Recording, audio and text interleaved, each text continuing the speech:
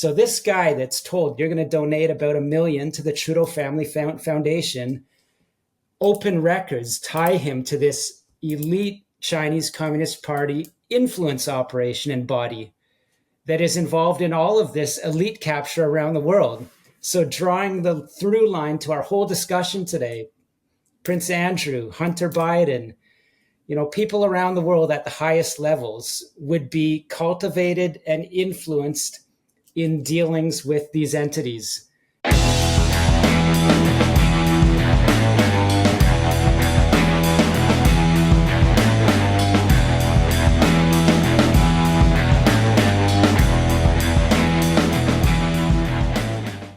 Sam Cooper, my brother, the Sam Cooper China Christmas special. We have delivered. Merry Christmas, everybody. I promised that we would do this. This is the mega episode. And Sam, we're here. We're ready to talk. So how are you doing, man? Doing good. I have my Christmas coffee, my attempt at a Christmas sweater. We're gonna stay away from the bourbon, or I'll wait till Christmas Eve when everything is done and spending time with family. And yeah, we'll stick to the plot today. All right. Well, for everybody watching, we are recording this Monday, December 16th. This morning, Chrystia Freeland, Justin Trudeau's number one henchman, Canada's finance minister, stepped down, has resigned from her position, which is, she's, let's just say it. She's gearing to Hitler. She's Trudeau's Goebbels, for lack of a better word, right? She was his loyal lapdog for the last 9 years, and she has resigned. Sam, I know you want to talk about this. I want to talk about it. So before we get into what we are actually setting out to do today, let's just cover this, man. What are your thoughts on this?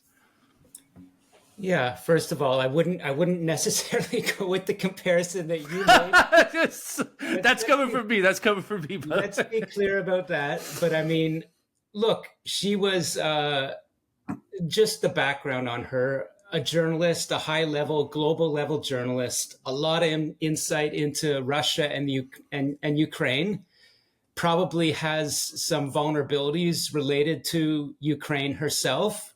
Yeah, we can call her, a very smart person. She came into the government, and Bob Fife and, the masters of Ottawa journalism did the glowing profiles. They called her, the warrior princess when she was down there fighting, the United States baddies over trade issues. And so we've come full circle. And I've told you before that my information is this prime minister's office runs the government. So it doesn't matter if Bill Blair sat on, a warrant, focusing on an alleged United Front fundraiser for the Justin Trudeau Liberals, and everything that implies. My information would suggest that's a PMO decision. If there's obstruction criminality there, it's to the PMO. A lot of big names in this government have stepped down because time and again, and we're talking about a former astronaut, the former finance minister Morneau, big names, star candidates, one by one, they all fall because this is it's basically a toady government, toady ministers for the prime minister and his, little circle of political flex that are running the show, including the finance file. And yeah, Freeland was a star. She most definitely, I was told, had vulnerabilities that would not allow her to be prime minister in relation to things in Eastern Europe. And the story here is, we said before, the Trump administration, like the Biden administration, treat the Trudeau government like a lame duck government. Most Canadians by now, whether the press in Ottawa admits it or not, understood this is pretty much an illegitimate government, just clinging to power. And it has been for a long time, scandal after scandal. The one that I broke, I believe the most important, the PRC infiltration of Justin Trudeau's close network and his party. So yeah, Freeland steps down, and it's just proving that this is a sham, a lame duck government.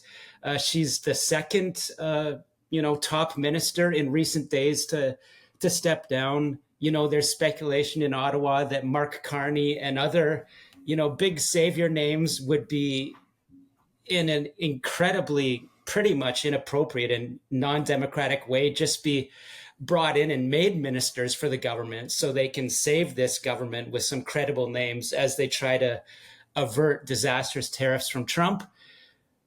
But look, the story's breaking right now, and it's confirming things that we have been saying, as astute political watchers, that it's a Justin Trudeau and a few people around him running this government. The ministers don't matter. They made Freeland do things that no legitimate finance minister would do. And then it just got to the point where she said, that's it, I'm out. And more to follow, probably. Yeah. So apparently, from what I'm reading, there's 2 more Liberal ministers that are going to resign today. At this point, we don't know who they are. But just a few things I want to add here. As a journalist, Sam, I don't think it's fair to refer to what she did as journalism. That's just my opinion, not Sam Cooper's. This is Jason James speaking. She wrote a lot of propaganda. She sat on a board at the World Economic Forum. And I don't think anybody who sits on any board at any NGO should be anywhere near a government the size of Canada's.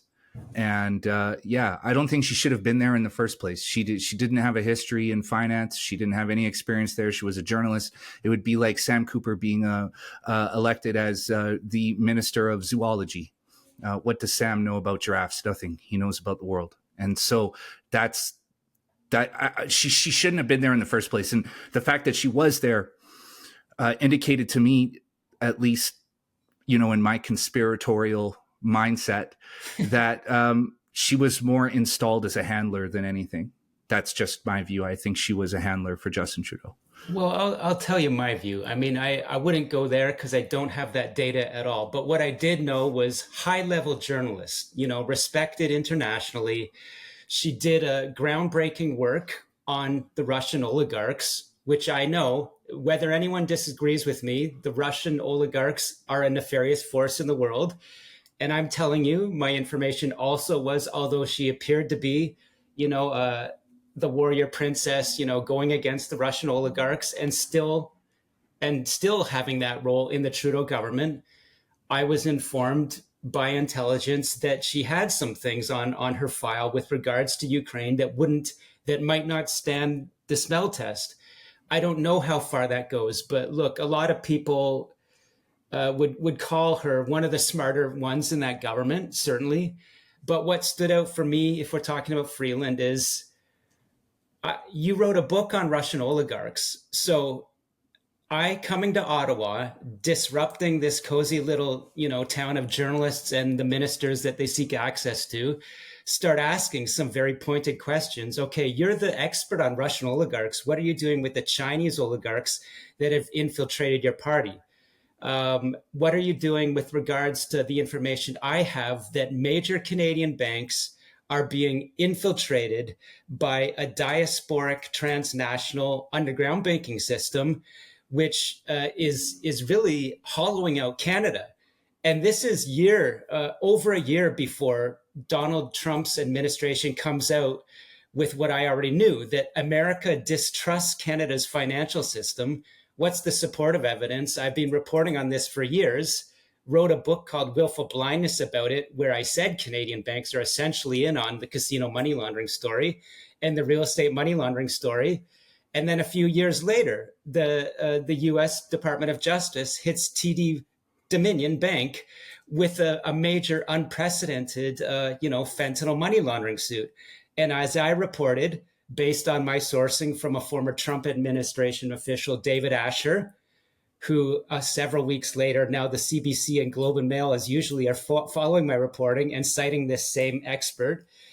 I reported this summer that Asher and others in the U.S. at the highest levels of investigators believe Toronto and Vancouver are command and control for these triad networks using North American banks to undermine North American society, working with Mexican cartels.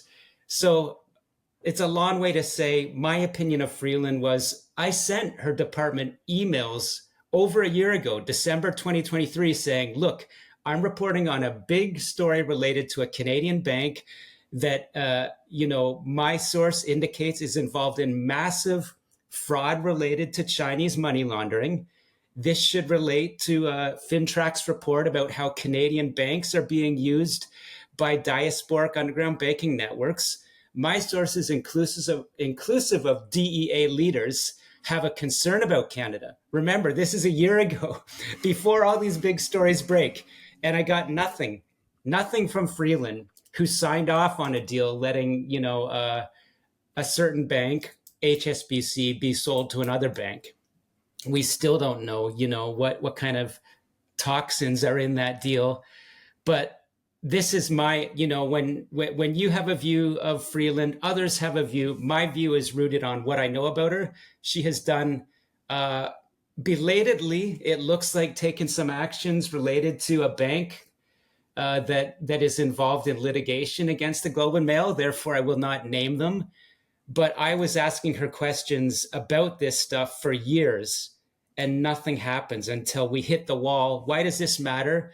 Okay, the politics of a deficit and Trudeau's mishandling of Canada's finances are one thing, and them trying to make Freeland, take the hit for that, when clearly, as you're right, she's a hench lady. She's going along with a lot, and finally it became too much.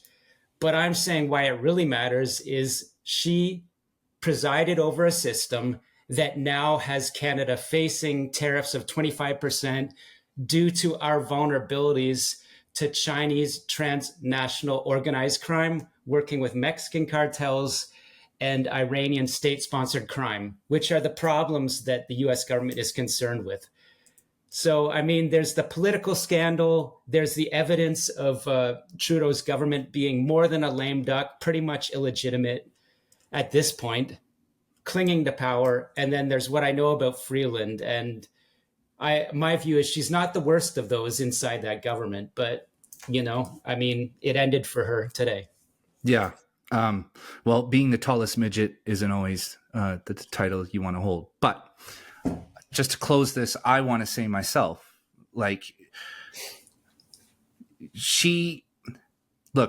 regardless of her work in the past, what I always look at when I look at journalists is where are the blind spots, right? Sam Cooper, I can say with confidence that there are very few with you. That's why I trust your reporting, because you don't have a narrative you're trying to spin. You're just trying to construct it as it goes, as it happens, according to what you can verify. You and I have talked about this before in the past, but I know there's a lot more that you know that you're not reporting because you can't vet and verify it to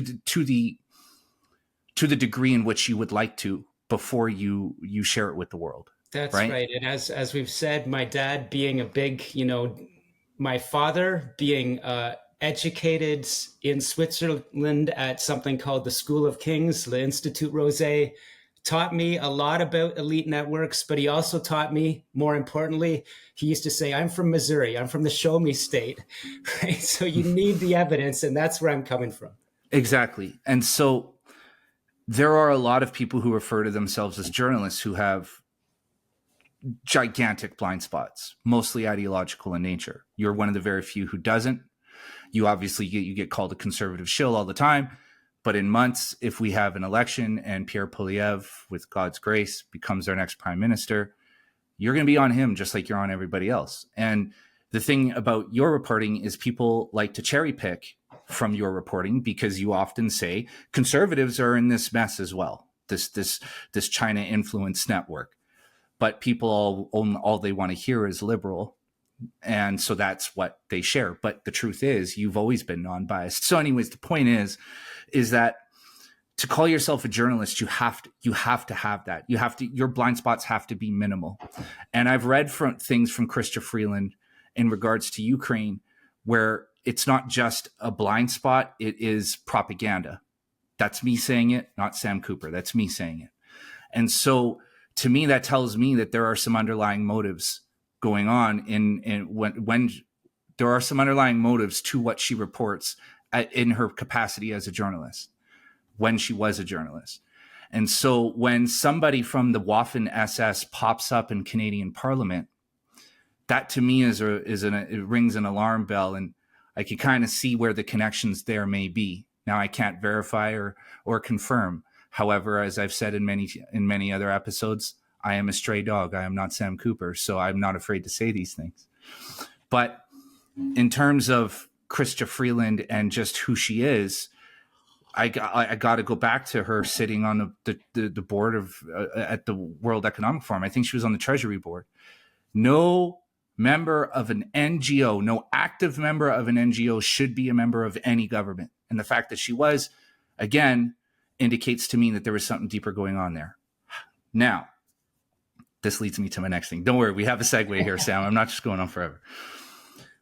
What we are here to do today is to talk about the entire timeline of events, of China's infiltration of Canadian politics and Canadian society. We are going to start from the very beginning. Well, maybe not the very beginning, but the beginning as it is relevant to us, and end on today. That's the whole point for this mega episode, because Sam, you've covered this extensively in your book, Willful Blindness. However, a lot of people out there don't like to read. So we are going to do an audio version of this, but I do want to tell everybody what we're going to talk about today is extremely important. And if you want to learn more or you want to go in depth, please buy Willful Blindness. Buy it on Amazon on Boxing Day, get a good deal on it, and really read it, because Sam has kind of laid out the blueprint for exactly where Canada is heading, where Trudeau and the Liberals wanted to take us, and how we have got here. And Sam answers a whole lot of questions in that book.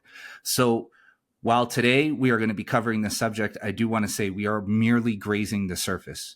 And Sam, I think you will agree, there is much, much more depth to this story, and Sam goes into it in Willful Blindness. So please, if you haven't bought it yet, buy it for yourself for a Christmas present, buy it for a loved one or a family member, really please, because Willful Blindness is probably the most important book ever written on Canada in Canadian history, and I will say that. So, Sam, let's start from the very beginning. Where does this connection, this relationship between people in the Canadian bureaucracy and the CCP begin?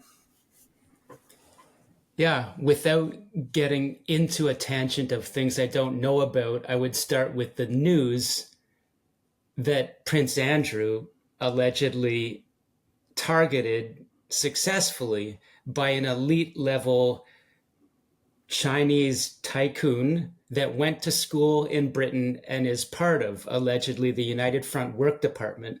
So these are these network of what they call elites in Chinese Communist Party documents from mainland China mostly, that are sent out around the world within China's United Front system, which brings together apparently legitimate background people with people from intelligence, with people from organized crime.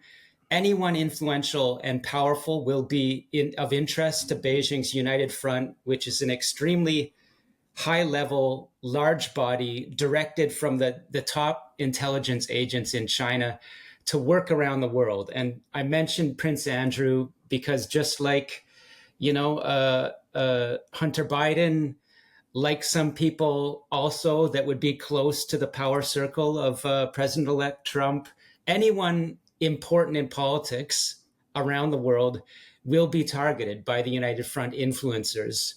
And so that brings me to, if Prince Andrew and people of that level have been successfully captured, this is what the Canadian story is about. And it really starts in earnest with Pierre Trudeau, Justin Trudeau's father, and his sort of open love affair with China, in terms of coming from a small elite in Canada that for whatever reason decided, either for personal business interests, some national interests, that Canada needed a hedge in comparison to the real boss of democracies worldwide, which is the United States.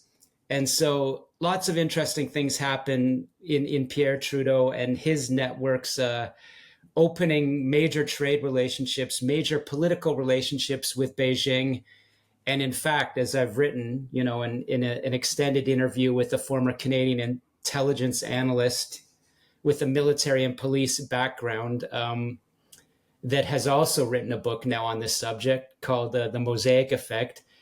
we talk about how Trudeau goes over to Beijing and meets with China's, one of the senior politicians just below Mao, and this person is the leader of the United Front, also the spy boss for China, and Trudeau and this person Zhou Enlai, they make relationships, and it all flows from there. But it gets very interesting when Trudeau Senior, the business networks around him in Montreal specifically. So these are, law firms, industrialists of tremendous wealth and influence, many who happen to be, from the Montreal networks. And then successive prime ministers, some more than others, get involved in, deep, direct business relationships with leaders, essentially, of Beijing's business/intelligence networks.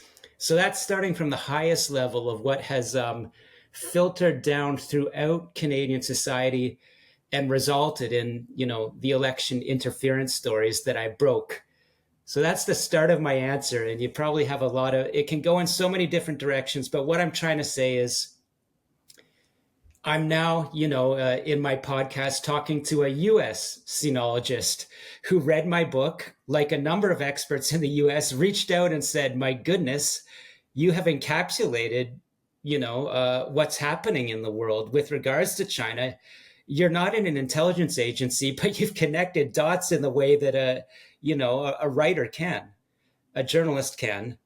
And so this person, Chris Meyer, who I'm now, doing sort of a few joint episodes with, calls what has happened, to Canada, an operation of what he calls the Xi clique. So this is Xi Jinping's family, a family of princelings, and the Ye family, a family of tycoons and intelligence bosses that essentially have, a plan to send out these influencers, very largely involved in organized crime, in a Chinese intelligence operation, and to have them cultivate leaders around the world. As alarming and almost crazy as that sounds, this is what's at the heart of the Prince Andrew story, the Hunter Biden story, the Justin Trudeau story. And little stories are surfacing here and there now about how they targeted Justin Trudeau. So we've jumped from Pierre Trudeau to Justin Trudeau. And I'm saying the line of what has happened to Canada is encapsulated within that united front, and the actors that are directed from the very top, from people like that man that Pierre Trudeau Sr. met with, in China so long ago, name of Zhou Enlai. Okay. So we know that during that period, the West was really opening up to China. Nixon went over and met with Mao a few times. But Pierre Trudeau seemed to be the one who was really full steam ahead in terms of establishing that relationship with China. And you said that that relationship was established as a hedge against the United States, just in terms of, from an external perspective, expanding Canada's orbit of trade and relationships that come with it, bureaucratic relationships, right? But now, I've done quite a bit of reading on this, and what it looks like to me is that Trudeau's initial establishing of that relationship with Mao and his government was more ideological in nature. Do you see it the same way that they had a similar? Well, I mean, let's just be honest. They were Marxists. Pierre Trudeau considered himself a socialist publicly, but privately, I very much believe that he considered himself a communist. And I think that that's why he was sympathetic to the CCP and that regime. Do you see it the same way, Sam? I think it's reasonable to argue that, socialism and really almost could be more of a reaction against American capitalism was very much a part of Trudeau Sr.'s mindset. You can see that in his close relations with, Cuban dictators, and his, as a younger man, travels around the world. I believe that American intelligence was interested in his travels to China and other areas. And so in the Canadian psyche, we may have talked about it a little bit. There's always been a hunger to sort of separate us from, we're not just the 51st state, which is becoming very relevant now. And there, you could even say there were good reasons for Canadian leaders to fear that if America got an idea and they wanted to say, Canada, you're going along with us whether you like it or not. Well, no, we're a sovereign nation, so we should have some say in it. And so it might have seemed in Trudeau Sr.'s time as a good strategy to be building those relationships with other power centers, right? That's kind of like what I would say is the balanced. There's a reasonable argument for some of those things. It's just it went so hellishly wrong that I just don't think that you can look at it in a sort of a beneficial way and say that they were doing the right thing because they believed they were doing the right thing. There were too many signposts. So ideological, partly, but I mean, there's a document that has come out about Trudeau speaking with Zhou Enlai, and Trudeau says we're only a nation of 10 million, sandwiched at that time between the geopolitical Cold War battle between the Soviets and Washington. Trudeau literally says things about to the effect, we're concerned about missiles flying over our north, and what can we do about it? And Zhou Enlai, being the absolute sophisticated spy master, comes back with very reasoned comments to the effect that well, you're a sandwich in the middle, but you can be a tough piece of meat that will be impossible for Russia or the United States to manhandle, as it were. 10 million is a good growing base if you do the right things, right? So already at that time, ideological leanings to socialism is part of it. A warm spot in the heart of Trudeau Sr. for socialist dictators, very clearly, that was there. But, for the business persons surrounding him, which I'm saying is very important, I do think the arguments that we need, it's not stupid to say, okay, the United States is running the show essentially in geopolitics, but we should be making relationships with other power centers. And that leads to, I believe, the influence or elite capture operations where law firms, industrialists, the power behind, especially the Liberal Party, but also conservative leaders have been involved, start to make personal business dealings with these Chinese Communist Party elite networks, which at the end of the day, I'm saying are intelligence networks. And no one will be able to argue against that, because how are they going to argue against it now as we see Prince the Prince of is now an influence target. So many people around the world. It's like, and what do you know? The targeting of the Prince is related to his sort of I think it's like palace pitch or something. I mean, it's kind of like I guess it could be, at the end of the day, it turned out to be a front or a reverse front for people to target him and come in with, whether they're, people from the Middle East, China, Russia, to say, okay, yeah, let's do business. And it looks good on the surface. The Prince is being entrepreneurial, but really he's being handled. Yeah. Yeah. And that's really what it was. And so this relationship is established, late 1970s, early 1980s. And Pierre Trudeau basically opens the gateway for China to enter into Canada, both economically and politically. Now, who are the companies and the people involved on the other side in Montreal who are benefiting from this new relationship?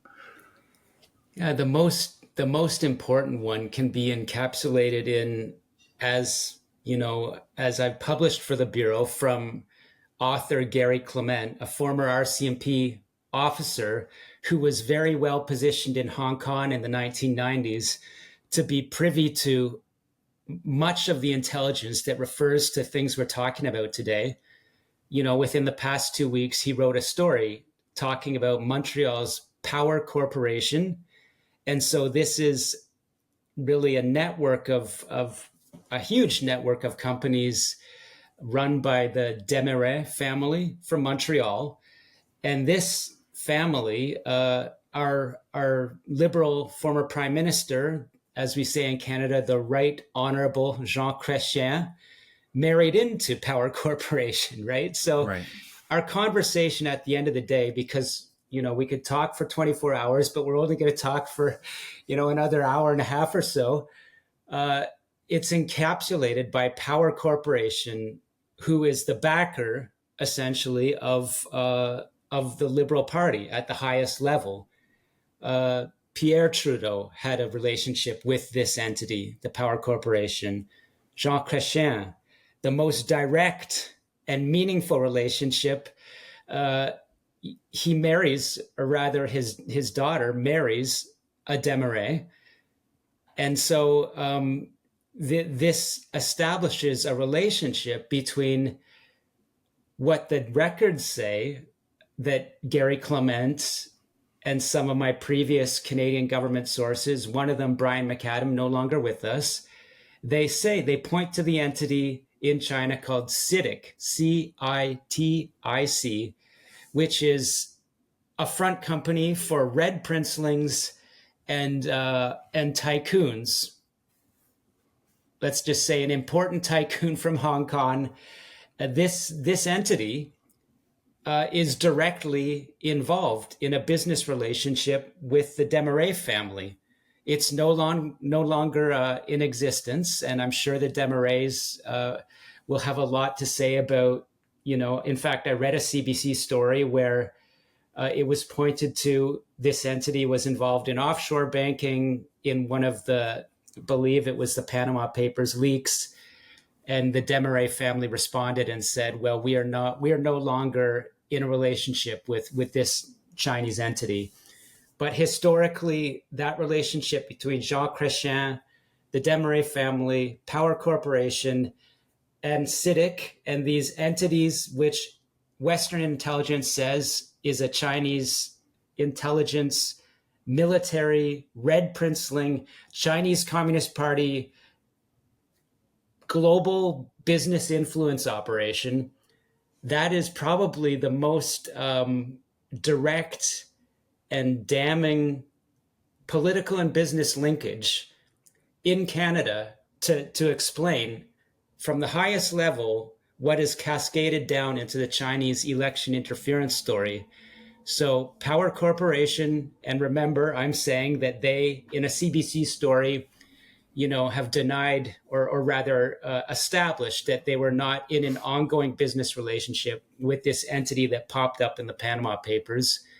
But I've published a few stories from myself and Gary Clement at the Bureau that draw really what you can only point to as a high-level connection between Chinese Communist Party persons or entities and the Liberal Party of Canada at a very high level. And so taking a step back, I do think very sound arguments can be made that people like David Johnston or the Trudeau Foundation, various donations that come from Chinese proxies to Trudeau's foundation, as we can now read in a US congressional report, this cascades down from that high level business and political relationship between an elite in communist China and an elite in Quebec, Canada. Yeah. And so just to kind of draw the line for our listeners, because I know that there's a lot of Americans listening and they're very interested in this subject right now. I've had a lot of people in the intelligence community as well reach out and say, hey man, this stuff, that please do more episodes with Sam, because this stuff is like the key issue of the day.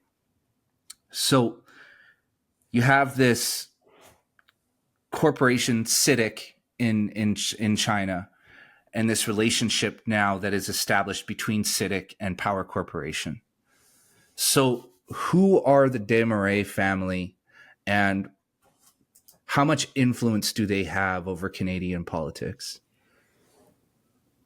That's the $1 trillion question, really, and it's the right question. I mean, my story of being a reporter in Vancouver, reading about Power Corporation and the Desmarais as a young reporter, wanting to find out the facts, being from Missouri on the issue. It was part of my, really my objective in coming to Ottawa. I knew I would get closer to people in intelligence that understood, a limited number of people have access to the Canadian government files, which should be the same as FBI counterintelligence files that would precisely answer your question. But certainly I always approach this with like skepticism, but there are a number of reasonable people that have already argued that that family, in relationship to Jean Chrétien and other Canadian current and former prime ministers, is extremely influential on Canada's policy with regards to China. So I believe that would explain the absolute head scratcher as to why Trudeau came out the gate like top policy. Canada needs a free trade relationship with China. In my understanding, that would stem directly not from his brain, certainly not. That would stem from people like those business networks in Montreal that, for whatever reason, want to pursue that. And so I know that I'm told there are documents that lay this out. I've never laid eyes on them, but I've talked to people with access to this type of documentation that say the key is the industrialists in Quebec, as it relates to Canada's not just policy on China, but foreign policy. So remember, we're going back to take a step back to Pierre Trudeau and how, much like we could say Henry Kissinger, who I know you have views on, the same. Some people call Kissinger an asset of this very network I'm talking about in Beijing. So Chinese military intelligence, going around the world trying to influence the very top of governments, people with a lot of influence within Western governments, and get them to be a voice for sort of pushing for trade deals with Beijing, backing off on whatever the PLA is doing in the South China Sea, right? This is the level of policy we're talking about. So in a nutshell, to sum up the answer, extremely, extremely influential on Canada's policy, and many prime ministers, I would think, these networks in Montreal, extremely influential on their views of the world and their policies. And so if there's a business relationship between these Chinese military intelligence operations and business persons in Canada that are doing business with them, and that's filtering back into Canadian prime ministers, it speaks for itself. But before I forget, CITIC, again, because I'm now doing episodes with a US xenologist who's looking at the very same networks. I mean, I have written about, and Chris Meyer has as well, who's interested in China's similar operations to how China has decimated Vancouver. They're doing in Micronesia. That's Chris's interest. And we've talked about how one of the princelings that's a director of CITIC and, related to another entity called Polycorp. So another Beijing military, Chinese Communist Party business tycoon front. There's one particular person from CITIC that was meeting with Bill Clinton in the White House while, there was a ship on the water, as Chris memorably put it, coming over from China with thousands of machine guns that were being run into California. Right. right? So the piece, what really encapsulates it is when we're talking about these networks that have influenced and infiltrated leaders around the world, and I'm saying very specifically in Canada and Quebec, there's a political influence element. And then the business networks themselves are involved in shipping around the world. So they're moving guns, all types of resources. Let's just leave it at all types of commodities. And, for the purposes of our discussion, I'll just leave it at the fact is that this guy from CITIC, a red princeling, was meeting with Bill Clinton in the White House in the 90s while a ship was on the water from China bringing illegal machine guns into California. And so I'm going to be talking more about this with other podcast guests or hosts. Mm-hmm. But this exact same sort of global shipping, offshore banking, political influence operation explains the infiltration of Hunter Biden, explains the same network's efforts to reach, I would say, a little bit lower level people in the Trump network. Mm-hmm. And so this is what's happening in Canada. It's what's happening with the Prince in the United Kingdom. It's happening around the world. Yeah. And so I kind of want to just really refine this for people, because I'm really dense and it takes me a lot of thinking to work this out. So just so people understand this, so let's say you're a company that manufactures hospital beds, and it costs you $100 to manufacture a bed in Canada, but you can buy the same hospital bed manufactured in China at $25. However, there's $100 tariff on bringing those hospital beds in from China. So therefore, you can't take advantage of the cheaper hospital beds that you can buy in China. However, if you have influence, say, over your federal government to work out trade relationships that will eliminate or lower those tariffs, then you stand to benefit by importing the cheaper hospital beds from China. Now, this is just a very, very, very minuscule example of what's at work. But what this is it's money. And China uses that to get their foot in the door.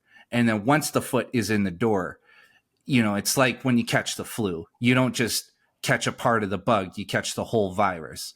And that's essentially what has happened to Canada in a lot of ways, is you have these financial interests involved who initially are, just working as a corporation does, according to the laws and rules of capitalism. But over time, that relationship grows into something else, into something that influences the politics and the bureaucracy. Am I right here, Sam, or am I missing a part of it?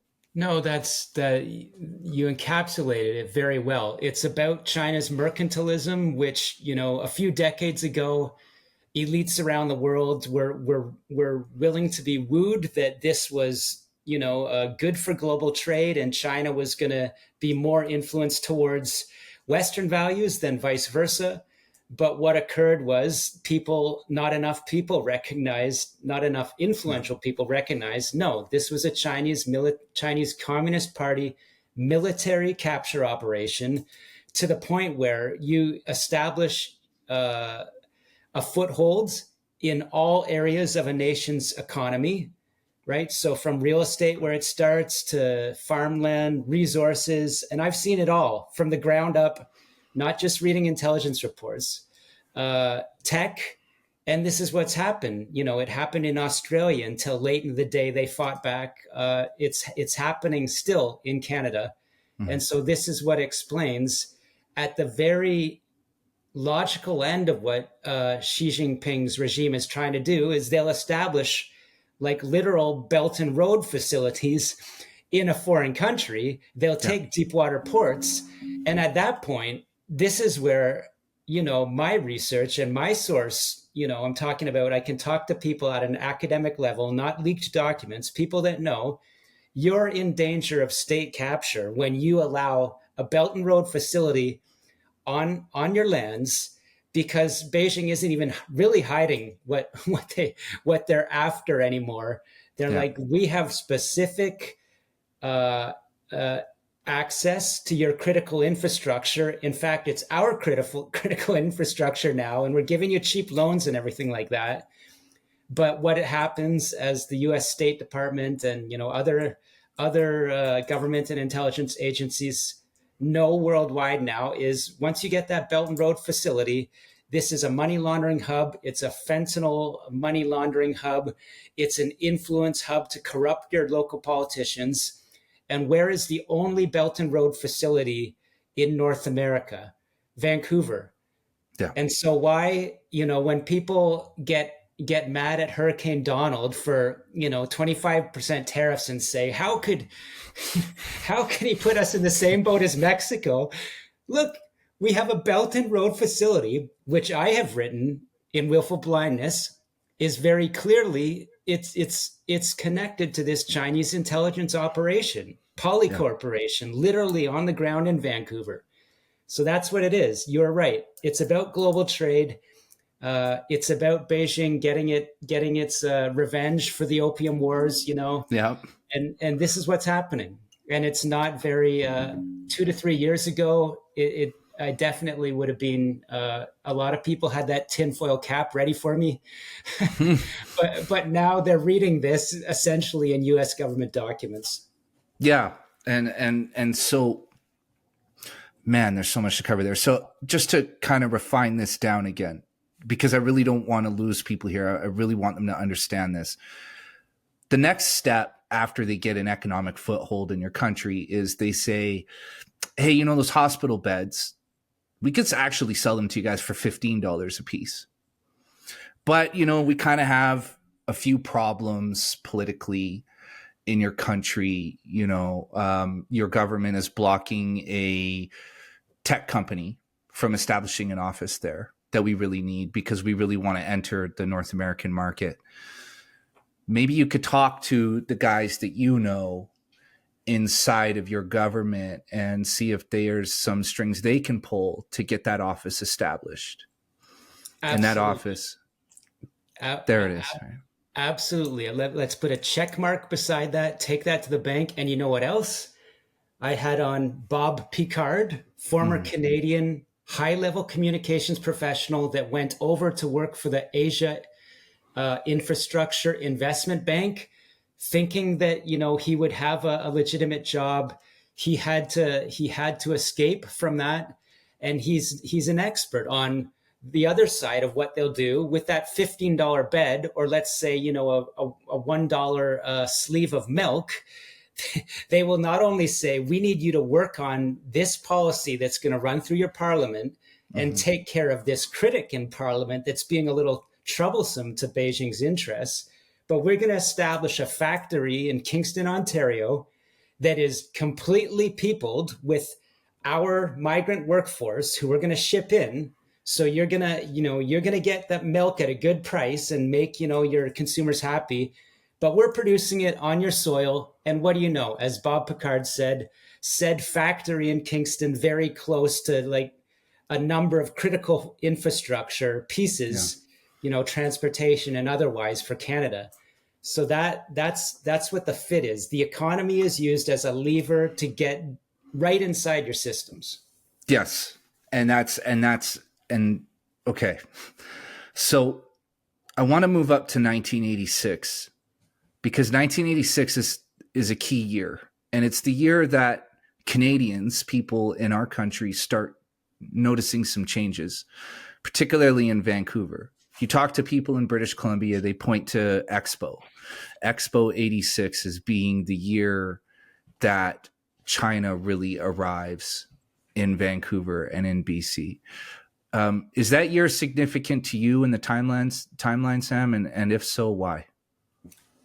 Yeah, totally agree with that timeline. And again, it's the political and economic elite in British Columbia was very excited about how Expo 86 was going to welcome the world to Canada. And this is all piece of this Asia Pacific trade strategy, which starts under Pierre Trudeau Sr., as I've, published for the Bureau, sourcing that from a former Simon Fraser University data scientist who was working for RCMP counter organized crime unit and had studied how diasporic underground banking has undermined Canada. 86, absolutely, because at the highest level, there is, buy-in from the powers that be in Western Canada that we are now an Asia-focused real estate city.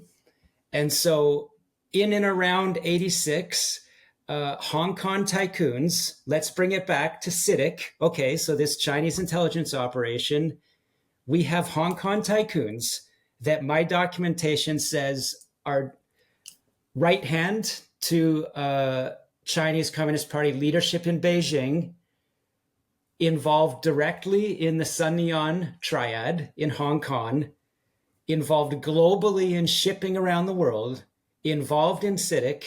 They now are in and around this time get a huge marked down land sale deal in central Vancouver, to the point where these very same Hong Kong tycoons that the documents I've reported on say are working for and with Beijing are organized crime at a global level with shipping access to ports around the world.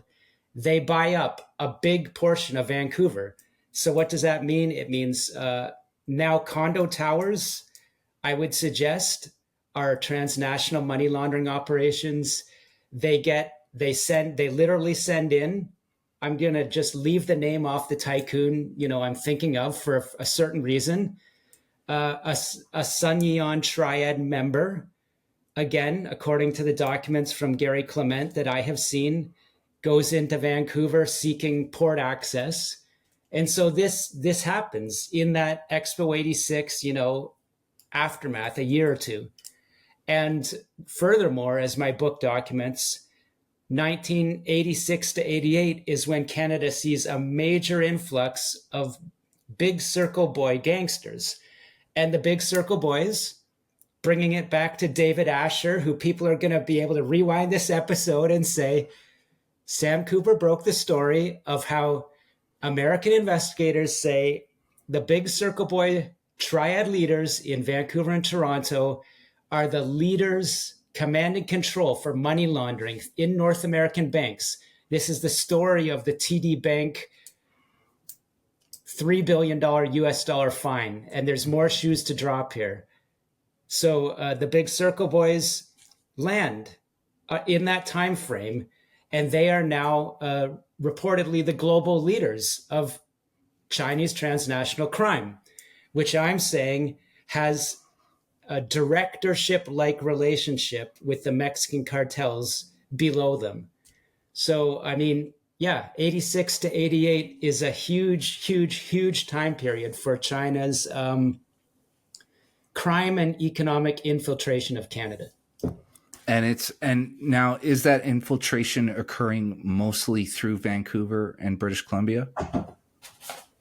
There's a number of people that, it's an open question, but what I have learned is that Vancouver, we could say, I think, in terms of saturation and domination of a Canadian city, there's no question that Vancouver has become a global hub of China's state-sponsored crime and intelligence activity.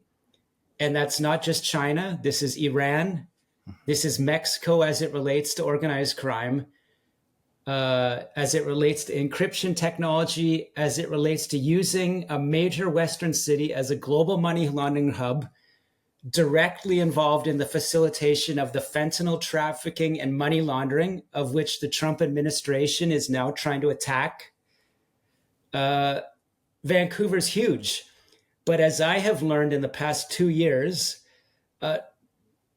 Toronto being the industrial base of Canada and Montreal also being an industrial base and a huge kind of aerospace sort of high-tech base, these are very important cities for China's infiltration and interference. And it could be that, there's commanders in Vancouver. It could be the volume of commanders for China's operations in Toronto and Markham, Ontario, even higher.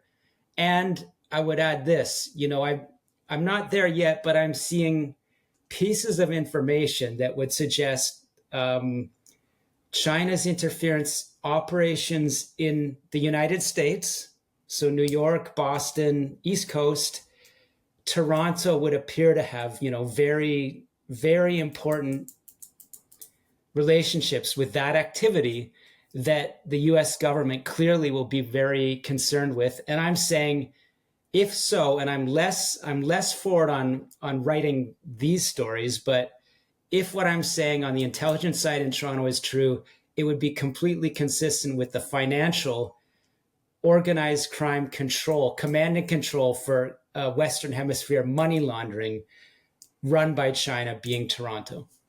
And just to be clear for people listening, when Trump talks about Canada, the tariffs that he wants to put on Canada if we don't secure our border, this is actually what he's referring to. Now, he's, of course, talking about the wide gaps where, terrorists and all sorts of people could just walk across into the United States. But this is largely what he's speaking to, is this, what Sam just outlined in terms of the relationship between Toronto and the Eastern Seaboard, Vancouver, Seattle, Los Angeles, Portland, Montreal, and again, the Eastern Seaboard, right?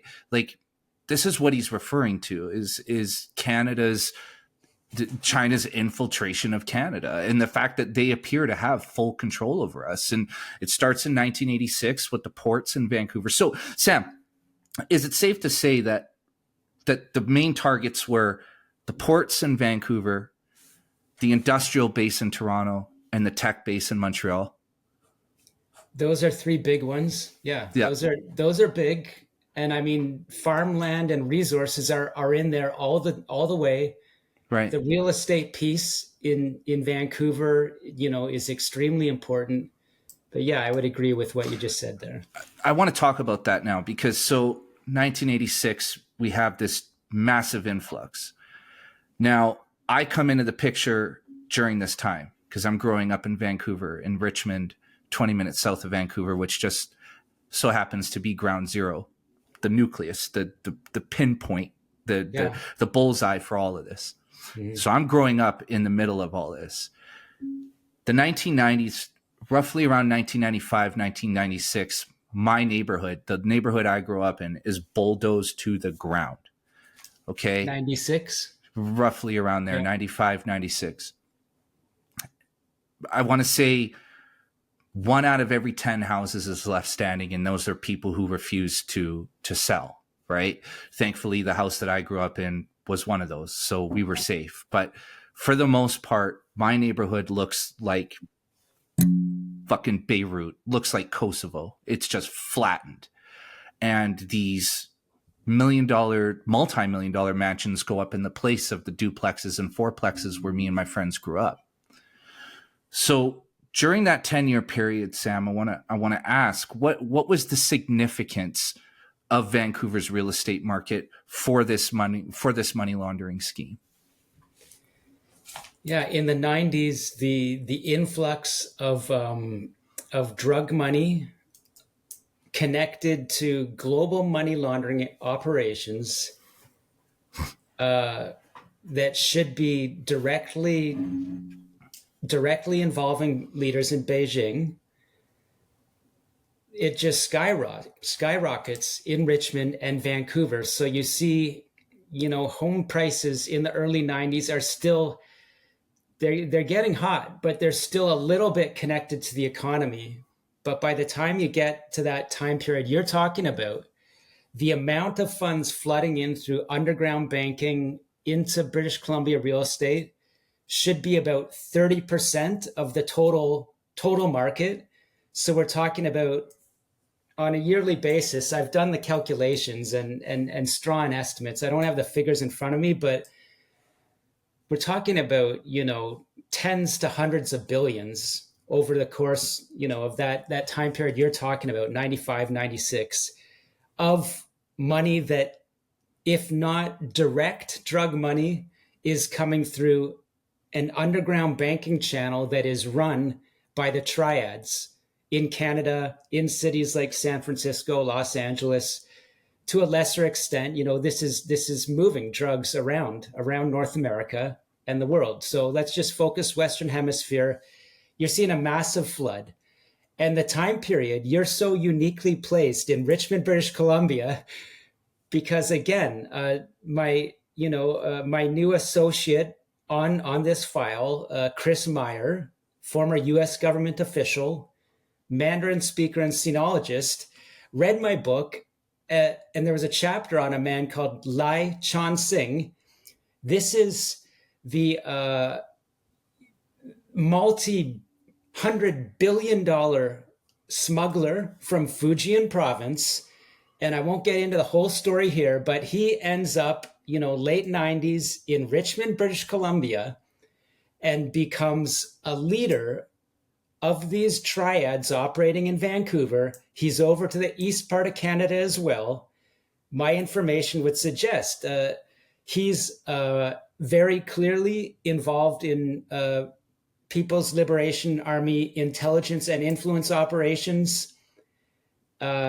He's running oil around the world. He's running all manner of activities that are attacking Vancouver, and people that are just that have personal investigative access to his files say that his file goes up politically to the highest levels in Canada, and the financial activities he's involved in just fit the timeline of that explosion you saw on the ground.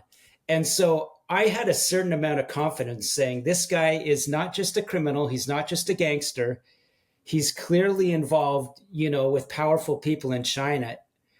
I didn't have the full strategic piece, but my American co-researcher, Chris Meyer, says Lai Chon-sing he's the guy that came to Canada to run the Vancouver model, essentially.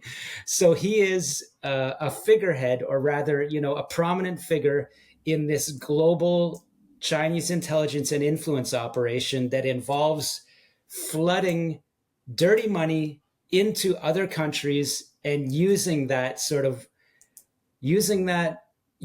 system to undermine other countries. And so the time period you're talking around 96, this is fairly early in that Chinese organized crime corruption model starting to get a lot bigger and a lot more damaging and a lot more strategic.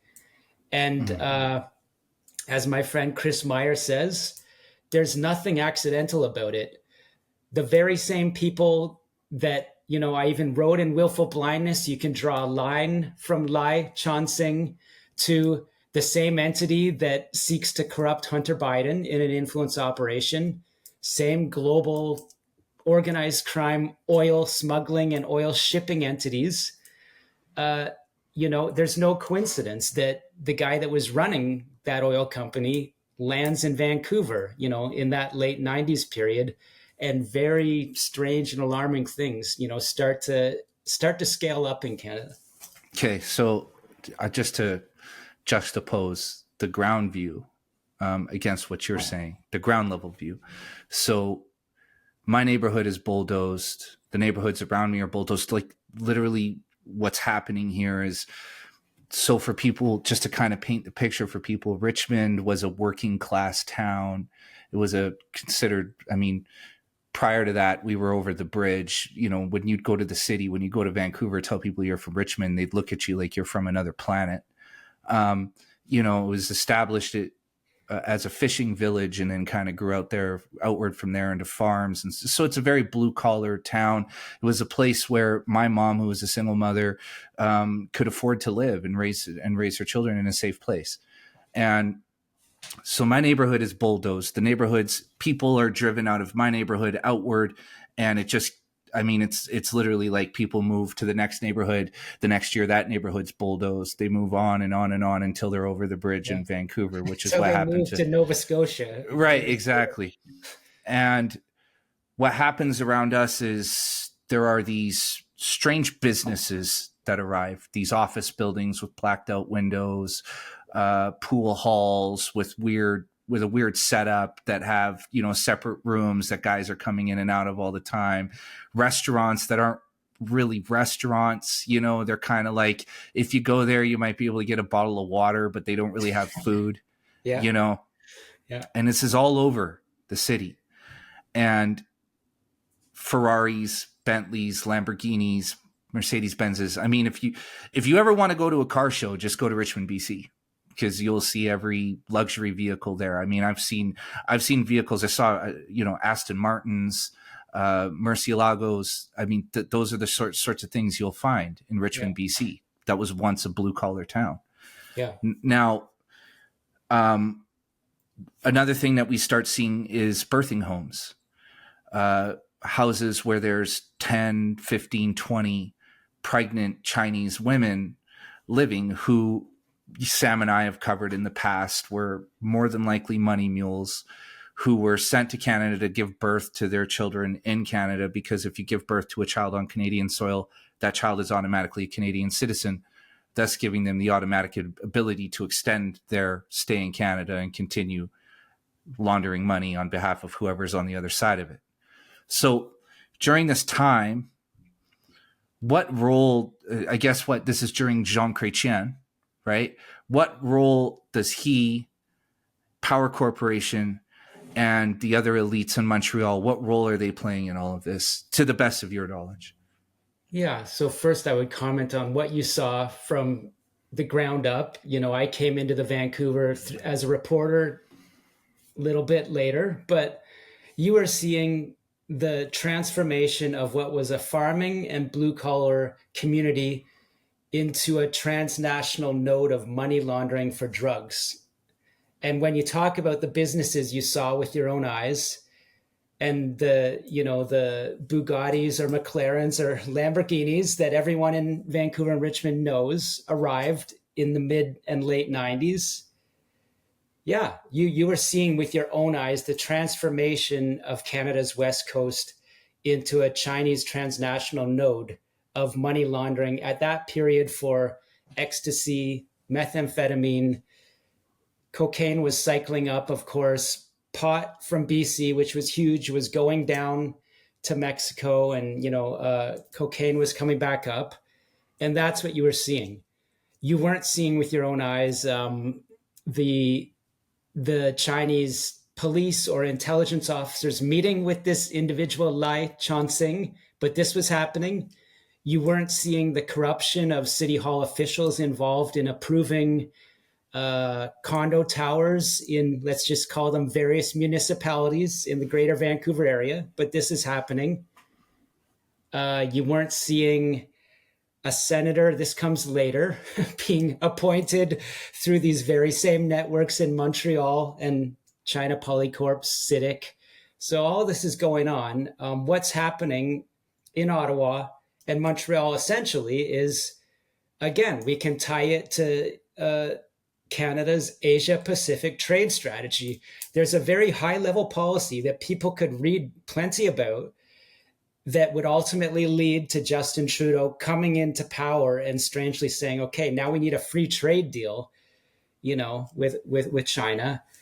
That's the high-level economic policy that's driving that state capture, state hollowing, corruption, erosion that you saw with your own eyes, albeit seeing, the transformation of a agrarian economy into a drug economy. And people will say, is that a little bit alarmist or bold? No. Okay. Farmland and farm homes are bulldozed. And then the mansions that only people in Vancouver and Richmond will really know and recognize, having lived it, massive, ugly mansions to make a value judgment. Some they up their game and become, you start to see marble, Roman columns, these are drug money mansions on. And just to interject and reinforce what you're saying, sorry, Sam, I don't mean to interrupt, but during this period, cocaine explodes in Vancouver. Okay. I'm talking people in 10th grade, high school bathrooms doing lines in the bathroom because cocaine is so cheap and easy to access that, people are overdosing at like 16 years old on pure uncut cocaine. Yeah, I mean, I come to it in a different way, but in my own newsroom, the most talented sports writer in Vancouver, I won't name the name, had an overdose, and it appears I think it was like fentanyl and cocaine. So I mean, this touched every level of society, this explosion, and it's Chinese triads and often, very often, with relationships, just to get granular, with Vietnamese based organized crime. We're running pot down really from Canada, but let's just say, okay, Vancouver, BC. Toronto, Yeah. command and control for the takeover of Canada's marijuana, industry, whether legal or not. It's Asian organized crime at the highest level, running that down and bringing to the Mexican, networks, bringing cocaine back. That's the trade that you are seeing. If in your high school, suddenly this stuff becomes a lot more accessible to people. Yeah, ecstasy, Vancouver Sun was all over it. The agony of ecstasy, a memorable headline, methamphetamine, cocaine, and a lot of it based off of, kind of, fluffy duffy. Weed isn't hurting anyone. Yeah, it's not, but it was taken over by the worst organized crime in the world and used as liquidity for all those toxic drugs to come up. Right. And so, okay. So before I so rudely interrupted, Sam, you were talking about how the Canadian federal government at the time, led by Jean Chrétien, and the financial interests, let's say, that orbit the government, let's say, I don't know how else to put that mildly. Back the government. Yeah. Okay, there we go. The people that own his ass, right? What is their involvement? And Sam, I also want to ask, why Vancouver? Why launder money through real estate? Okay, first of all, and what made Vancouver the perfect opportunity for that to happen? So those three questions. Number one, what part does the federal government and the people who own them play in what's unfolding in the 90s into the early 2000s? Why was Vancouver real estate the prime place for these people to launder money? Why would they launder it through real estate in the first place? And three, what environment did BC provide politically that enabled people to do this? Right. So starting with the industrialists that back most prominently the Liberal government, but would have very significant, friends in other parties. Again, it's the Asia Pacific trade strategy. So at the highest level, always follow the money. This is a policy where we're going to open our door to enrich Canada, supposedly, with China-based trade and just increase that volume over and over and over without, ever paying attention to the flags of, what are the undersides? When does it become very clear that involved in that trade is underground banking facilitated directly by triads with connectivity to Beijing? Those signs are ignored. Who else is behind it? Okay, the friends of Jean Chrétien, I'm saying, would be drivers, but is the question being asked, what about their personal investments? That is Montreal barons, their personal access to businesses in China. Where is that in this whole, supposed national interest economic policy? Who's asking the questions about why did these guys in Montreal, with direct relationships to the prime minister, get the privilege of having massive investments in China, right? I'll leave it at that. A lot more could be said about the people before them, the Hong Kong tycoons who got privileged access to China. And what's the trade-off there? I mean, but so that answers question one. And what else happens? My book says that there were people, again, let's point to Gary Clement, former RCMP officer, Hong Kong liaison, working with Brian McAdam, former immigration control diplomat in Hong Kong, that pointed to what they believed was very serious corruption of Canada's visa control system in Hong Kong, directly related to these Hong Kong triad tycoons meeting with the highest level locally Canadian officials, same people involved in direct business relationships with Jean Chrétien networks. All of that's going on. And the concern raised by Gary, Brian, and others is that port police suddenly disappear from Vancouver during the Jean Chrétien administration. So the question needs to be asked, has anyone ever proven the case that people like Hong Kong, casino baron Stanley Ho would have liked, access to Vancouver's port without, much police presence?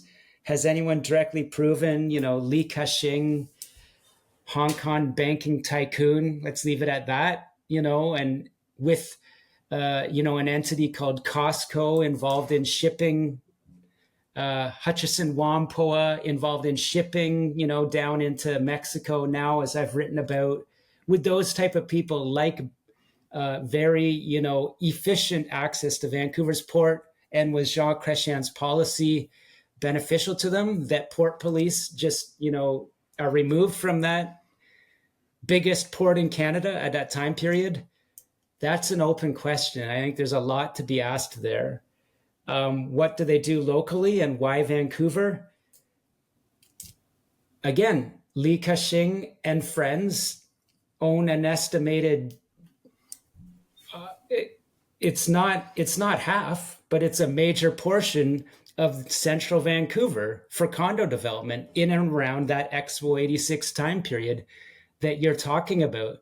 So how do those people from the local business leaders and politicians get such a good deal on that land? And I mean, I think it gets to your question of why Vancouver. Just strategically, look at that shipping route from east to west. Vancouver's a very key port. The local elites in the economy and politics said, we are going to build Vancouver based on real estate investment from China. So there you go. And were they asking the question that, common sense could have told them that at the same time period, they're starting to see floods of people laundering money through BC government casinos. They're seeing those strange pool halls with, meeting rooms or underground banking facilities in the back, etc. No one's asking those questions. Everyone's seeing their home prices going up. And if they or their parents own a home, they're thinking, we're getting rich. This is a good policy. Yeah. But the final thing is, why Vancouver? Well, back to what I said about an individual from CITIC meeting with Bill Clinton while a ship was on the water to California with AK-47s, and how this relates to Chinese military intelligence and organized crime networks. California investigated that case and said, no, you're not doing that in our port. So where do they go? You could very clearly make the argument they try to go directly to what the real target for China, which is the United States. They get stopped at that time, and so now they go to Vancouver. If you're buying my argument that there's military strategy behind a lot of this economic activity from China, that's why. Okay. Now I want to talk about the political environment in Vancouver at the time, because you can't buy an entire city, right, which is essentially what they did, without municipal and provincial city and provincial politicians being involved, right? So the point that I'm trying to get to, so I'll kind of, I'll juxtapose this against my own story. It seems to me, from ground view, in the early 2000s, as the people in my generation are being fucking slaughtered, sorry, Miss Cooper, by drugs, gangs, violence. And to be clear with people out there, these Chinese organized crime groups are not violent in the way that, say, a Mexican cartel would be violent. They're economically violent. They're not going to shoot you dead on your doorstep. They're going to buy your house and the house next to it and the house down the street so that you have nowhere to go. That's how they play. And I'm watching this happen, and there is no possible way in my mind that this can be happening without the full cooperation of Christy Clark, who is the premier, and for our American listeners, that's Canada's version of governor, the premier of British Columbia at the time. And Christy Clark just so happens to be a member of the BC Liberal Party, which is the provincial version of Justin Trudeau's federal Liberal Party. So from your experience and what you know, Sam, how much did the BC Liberals and Christy Clark know about what was happening in British Columbia at the time? Well, I, with a letter crafted by my lawyer for willful blindness, reached out to Christy Clark and said, I'm writing this book about, this economic undermining of Vancouver, and, what do you have to say about ABC? And to her credit, she responded and said, in this time period, the Asia Pacific trade strategy of Jean Chrétien was a very prominent part of our economic activity. So that was her answer. For our purposes, proving what I've just been telling you before, that the Chrétien sort of, and before him, Trudeau Senior Asia Pacific trade strategy at a high level facilitates all of this dirty business we're talking about below. But due to my work, there was something called the Cullen Commission into Money Laundering in Vancouver, ultimately proving that over $1 billion in large cash transactions was laundered through the BC government-regulated casino in 1 year, in 2014, taking my strong estimates a lot farther. This is a government report. People can find it. All of it consistent with Chinese transactional money laundering. This happened, on the watch of Christy Clark, the gaming minister, and really the minister of everything for Christy Clark, meaning had their hands on a lot of files, was a guy named Rich Coleman, who again has denied, any nefarious or willful blindness sort of activities with all this that was happening in Vancouver. But they're just two politicians, like you say. I mean, municipal politicians approve the knockdowns of the homes you're talking about, and the tower that goes in its place. Provincial politicians of all parties. So we're not just talking about the BC Liberals, but when I assert, when you've got billions of dollars of drug cash in broad daylight, or as it happened, delivered at night, to these casinos, being laundered into BC government casinos, and that being the tip of the iceberg of the real estate piece, which is much bigger, all of it happening for decades. Yeah, people were in on it.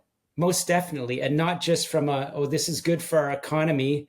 So we're not going to look at the dark underpinnings of this money flowing in because everyone's benefiting.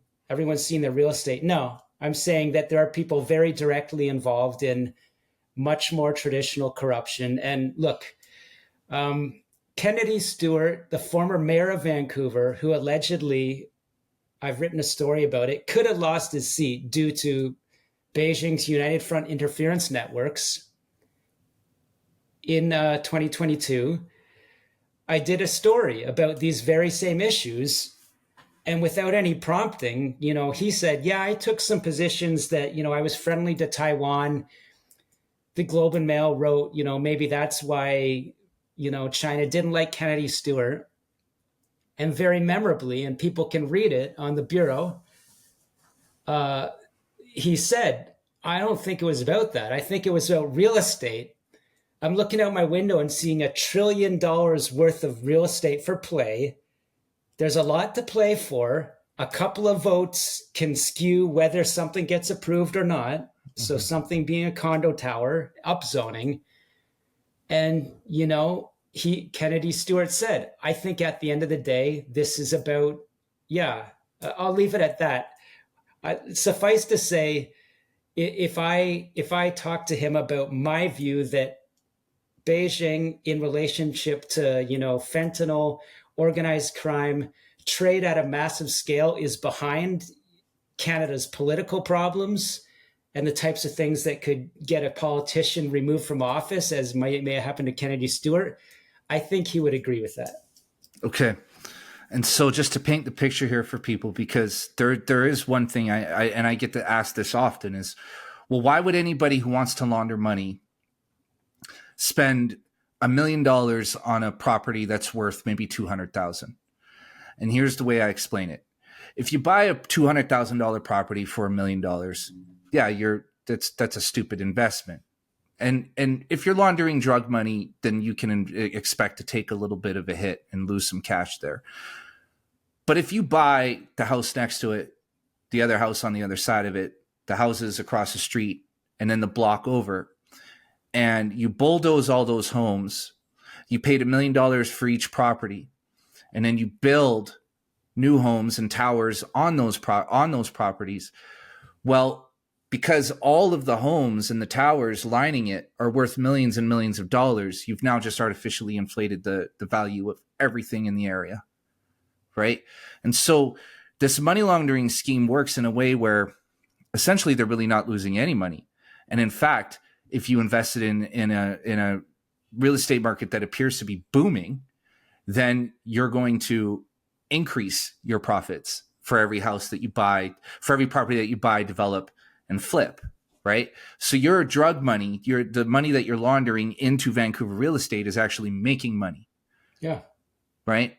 And that's basically how it went. That's how it worked, which drove, look, I'll say this. I moved to Los Angeles in the mid 2000s. I got to LA at a very tumultuous time, and I took a big, deep breath of relief and thought, wow, now I'm finally in a place that's fucking normal. Sorry, Miss Cooper. Right. So that should tell you what it was like being in Vancouver during that time. Vancouver was the weirdest place to be because you would walk down the street one day and then literally a week later, all of the buildings on the street would be different. It would be an entirely different place. Yeah. And we were watching these billions of dollars flow through our city and change the face of it virtually overnight.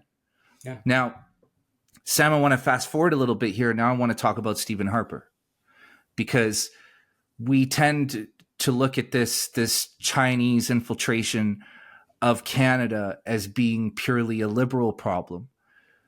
But Stephen Harper had a part to play in this as well, and the federal Conservative Party. So Stephen, for our listeners, Stephen Harper was a Conservative Prime Minister of Canada before Justin Trudeau. I believe he was Prime Minister from what, I might be getting my timeline wrong, but I'm thinking from 2004 to 2015, something in that area, right? Roughly. Yeah, about 8 years. So I'm probably off on my timeline there. So what is Stephen Harper's relationship like with China in comparison and contrast to Jean Chrétien and his federal liberal government? Yeah, my information is that, his government was very much part of the Asia Pacific trade strategy that's started by, the liberal prime ministers. The Conservative Party doesn't really step back from that very much. This is part of Canada's economy by the time that Harper comes in. And yet, I was told that unlike Justin Trudeau, he actually had the intelligence to understand the world, and he did read and listen to his intelligence. Right. And he, there's no comparison in terms of the Conservative Party of Harper being undermined and compromised in the same way as Trudeau, because Trudeau is just off the charts, historic levels of vulnerability to Chinese interference. There are people in the Conservative Party that I believe would have been compromised. I don't think Harper himself in any way. I'm told that his policy was to take stronger measures with regards to China. Not everyone agrees with me, but I was told that there were business interests that did a lot to get him to soften that. And I'm not sure, that could be, the grain traders in Saskatchewan or, the oil interests in Alberta that wanted ex China company to come in and pay top dollar for an asset. So he doesn't have an A+ report card, I believe. At the same time, I'm told fairly credibly, I think that, in looking globally at what was happening, Harper in sort of a more private meeting said, we didn't, and he's very much a capitalist. He said, we didn't start a free market capitalist economy to give it away to communists. So if true, and I think that's probably true, it does show that he understood the issue, that at the end of the day, all these business people that just wanted every floodgate open, liquidity for their deals whenever they wanted to cash out and move down to, Barbados so they could sell their assets to the top dollar. Harper did understand that at the end of the day, that's a communist influence play. And so, that's what I can say. But to underline everything I've said, people did say that there were people in his government that were playing the diaspora politics game. They realized how fully the Liberal Party had, captured the sort of, we'll do whatever for a vote from a diaspora community, knowing that, a lot, some influential people are taking their marching orders from foreign governments. Doesn't matter. We're a post-national state. The Liberals were completely on board with that. And probably Harper recognized they had to play that game a little bit. And in doing that, I know there's people that think there's some people involved in that got undermined. Yeah. And so what influence does the Desmarais family and Power Corporation have over conservative politicians? I think Brian Mulroney, the former prime minister that had some issues with regards to, well, people can do their own reading on that. He would be one that probably would be pretty close to those, what we call Canada-China Business Council or Power Corp type networks. Mulroney being a sort of Quebec lawyer type. Other than him, I think there's a less direct influence in comparison to the Liberal prime ministers I've talked about, but definitely there would be a big influence in terms of suggestions or pressure or balancing certain foreign policy considerations. I think that's there.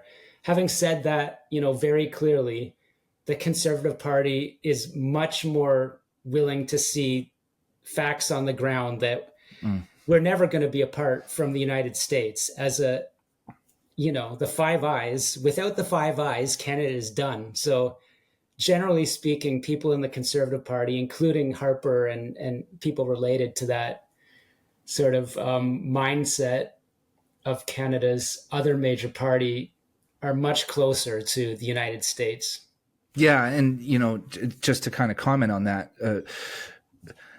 So I was a leftist during this point, right? The 9/11, the Bush Cheney regime, the yellow cake narrative, the invasion of Iraq turned me into I wouldn't say a communist or a socialist because I read a lot. You were mad at it. I was mad at it, and I was a leftist in my early 20s. I was an idiot. Yeah, because I didn't really quite understand the world. I understood socialism and communism, so I would say I was never that far to the left. But the stuff that I wrote for the various columns that I wrote, what's funny is when I was very hard on the left, I had no shortage of publications that were interested in me writing for them. And I look back on some of that stuff and I freak myself out because I think the most commonly word I used during that time was corporatist. So people can kind of draw their conclusions. There's enough there to work with in terms of, the whatever the neocons were at the time. And yeah, the moves they were making did not help the Washington in the long run. I mean, it's complex, but I understand if you wrote some mad columns, there's a lot of people writing mad columns at that time. Oh, there was some stuff that I hope nobody ever finds in the Don't say Wayback that Machine. about fight. They're gonna find it. But in terms of political alignment, Canada on the left tends to be far more progressive than even the progressives in the United States. And you see this misalignment right now between Justin Trudeau and Donald Trump. All things aside, Trudeau's ideological influences, just bare politics, right? When we have a conservative government in Canada, we find ourselves more in line with the United States because even our conservatives are generally fairly liberal by comparison. And so our conservatives, who we in Canada would refer to as being the right, are kind of right down the middle in the United States. And they work really well with any American administration because, I mean, even the Republicans will see them as being a little too far to the right, and Democrats will see them as being, fairly in line. Republicans will see them as being too far to the left, right? But are willing to work with them. And Democrats will see them as being, a little more in line, but more down the middle. Point is that with Stephen Harper was an economist. He was a dollars and cents guy. I think he was wrong on a number of social issues, but again, that's the 20-year-old leftist in me talking. He kept Canada afloat. And in retrospect, when you look back at him, whether you agree or disagree with a lot of his choices and who he was influenced by, right? Because there were definitely, as Sam outlined earlier, the Western industrialists that were very involved there. He did a great job in terms of turning Canada into an economic powerhouse that was pretty much completely undone by Trudeau over the course of 9 years. So before we move on to Justin Trudeau, I want to ask, what influence did the Western industrialists have over Stephen Harper in your view? And did they have connections over the ocean to these CCP networks and organizations? Yeah, my depth of knowledge on that is a lot lower because I don't think they're the driving force. Mm-hmm. I do think that in terms of China's interest in oil in Alberta, there definitely would have been people pushing Harper, I think, to open the gates. The same for the grain traders in Saskatchewan. They wanted that market in China. They would have been quite influential, I think. Mm-hmm. But to your comment about taking a step back from where we were as younger readers and thinkers looking at Harper, there was a whole industrial base of, media and the Liberal Party making him look like the most right-wing person in the world. Yeah.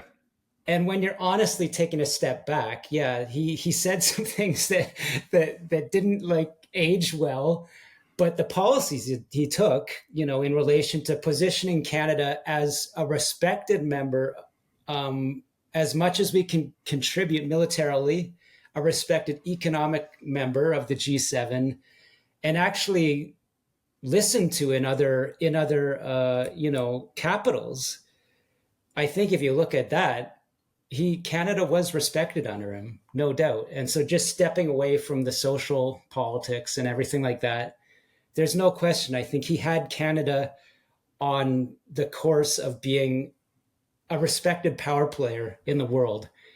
And hopefully, after the damage that Trudeau's government has done, and when we talk about, his top ministers resigning, I don't know who can still argue that this is a government that at the end of the day has any basis in logic or reasonable policy. It's I do think it's an open question on whether Canada's institutions have been hollowed to a point of damage that will be hard to recover from. So that's, yeah. I don't know that much more on Harper's weak points, but like I say, very certainly there was business pressure that got him to soften policy on China, and you can understand why. Aaron O'Toole, another strong conservative politician and leader who was undermined for taking the right positions on China. So that threat is always going to be there. Yeah. So just one last question before we move on, because I know we only have about 20 minutes left. So I want to get to Justin Trudeau. I know that there's going to be a lot to say there, maybe rehashing some old things that we've discussed previously. But why didn't Stephen Harper, I mean, I guess he did, but why didn't he start to reverse course on this open door to China? Was it really just business interests, or did he realize that maybe, the door had been flung wide open, and to close it now would hurt Canada economically to a degree that, would, voters and just the people in general would feel impacting their lives? I think it would be a mix of those. Very definitely, I think there was behind the scenes pressure from influential industrialists. And I don't have granular knowledge on that, but I believe that to be true.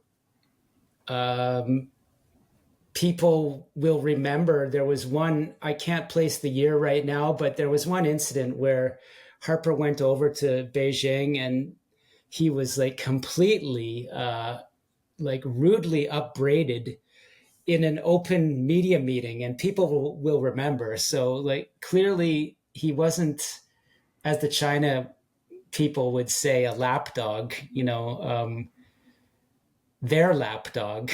They weren't happy with them. So he was taking some positions. But yeah, being an economist, as I've said to you, anyone would recognize that if the Asia-Pacific trade policy has been national policy for decades, to turn that ship on a dime, even if you understand that China is deeply embedded in all political parties and, drugs, everything, to turn that on a dime, it's going to have an economic impact. But as I say, to not turn it on a dime and to allow our networks to attack the United States, to allow us to become the more aggressive, analysts would say, used as a proxy by Beijing, or being at risk of being used by Beijing, and to not act in a timely way and now face 25% tariffs. It's clearly we didn't thread the needle right on that concern. Yeah. And okay, so let's spend this last few minutes together on this snowy, wonderful Christmas day, talking about our favorite subject. Merry Christmas to everyone watching this. Yeah, exactly. Yes, Merry and Christmas. Happy holidays to everyone that's not celebrating Christmas, but yeah, I've been celebrating Christmas my whole life, and will continue to. Damn it. Okay, so let's talk about the wheels coming off. Let's conclude with that. The ship just taking on water, because Stephen Harper loses his re-election bid to Justin Trudeau, a guy who had very little political experience. Recognizable name, of course, his father Pierre being the most divisive prime minister in Canadian history, a guy who is loathed and deeply hated here out west, and I would suspect in other parts of the country as well. Justin Trudeau, on a campaign stop for that first election bid, is asked a question about which world leader he most admires, and he famously said he admired China's basic dictatorship because it allowed them to move faster and basically do what needed to be done without any bureaucratic red tape. Now, as somebody who had come to life politically in 2001, became more aware of Canadian politics somewhere around 2005, I saw that and was like, oh my God, what is this? What was your response to seeing something like that at the time? I mean, I know it was 9 years ago. You and I were much younger, less gray hairs at that point. But what did you think when you saw that? Because to me, I thought, is he signaling something to somebody out there to basically say, so that you're saying, of course I know the story and the comment, but that was the 2015 campaign stop? Is that? I believe so. It was like a year. It was like, yeah, it was a year before, somewhere between 2014, 2015. Right. Okay. So as an investigator, it's always good for me to timeline things. So I've written down, as you were saying, that 2013, my information from very important source, the Globe and Mail reported, based on a one source, that around 2013, Canadian intelligence captures information showing that a tycoon, so remember where we started our conversation, major business person from northern China is told by Chinese official in Canada, you're going to get a donation into Justin Trudeau's family foundation in the realm of about $1 million. You're going to be paid back, don't worry. But we need to have a good relationship with Justin Trudeau, who at this time, I believe, has just become selected as leader of the Liberal Party. So we have the Yun Skyen, the son of Justin Trudeau, or Little Potato, as they call him, or Little Trudeau. I've also read Trudeau Jr. These are terms of endearment for Beijing for Justin Trudeau, the son of the person that started everything we're talking about. So that's an indication in 2013 that whether Trudeau knows it or not, a proxy has been told, you're going to get a donation into the Trudeau Foundation. You're going to get paid back. My information through open sources, this proxy, so Chinese business person, has direct relationships with United Front leaders in Canada, direct relationships with people that donate to the University of Toronto, McGill, direct relationships I can find in Chinese records associating them to this, what we talked about in the start. This is Chinese military fronts that have established those relationships with Jean Chrétien and his industrialist friends in Montreal. So this guy that's told you're going to donate about $1 million to the Trudeau Family Foundation, open records tie him to this elite Chinese Communist Party influence operation and body that is involved in all of this elite capture around the world. So drawing the through line to our whole discussion today, Prince Andrew, Hunter Biden, people around the world at the highest levels would be cultivated and influenced in dealings with these entities related to this person that's told, you're going to donate to Justin Trudeau's Family Foundation. And I, by the way, through my own open source work in Willful Blindness, the book, show that the leader of a Sunyan Triad branch in Hong Kong is also part of the board of this guy that is a proxy donor to Justin Trudeau for Beijing. Rather, the Trudeau Family Foundation, this Liberal Party family entity. So that's 2013. You're talking about 2015 when he makes his famous quote, I admire the basic dictatorship of Beijing. Okay, yeah, that's a huge signal. It's a signal that when he is elected, this free trade policy will pop out of nowhere. And if you're following, my theory that the people in Montreal that would be behind that such policy, friends of Jean Chrétien, again, associated directly with CITIC and these other Chinese military influence operations, patterns starting to form. Okay, between 2013 and 2015, 2014, open source records show Justin Trudeau sitting for dim sum in Toronto with a future Liberal Party candidate and with a person who I'm just going to call a high harm proxy for Beijing, leader of Fujian organized crime, a person who would later shake hands with Xi Jinping at a United Front meeting in 2019.